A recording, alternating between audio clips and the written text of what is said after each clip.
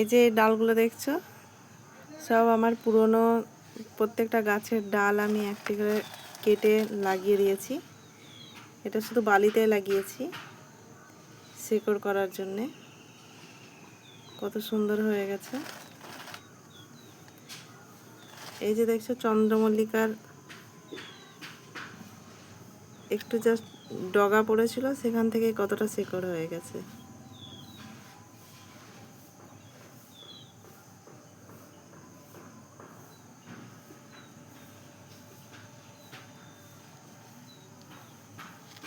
চন্দ্রমল্লিকার পাতা থেকেও গাছ তৈরি হয়ে যায়, তোমাদেরকে দেখাচ্ছি।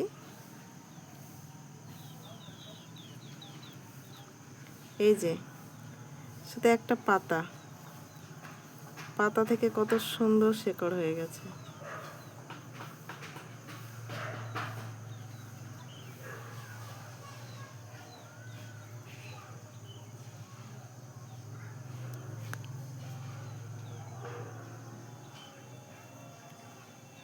দেখতে পাচ্ছ, এটা হচ্ছে চন্দ্রমল্লিকার পাতা, পাতা থেকেও শিকড় হয়ে গেছে। চন্দ্রমল্লিকা গাছ করা খুব সহজ।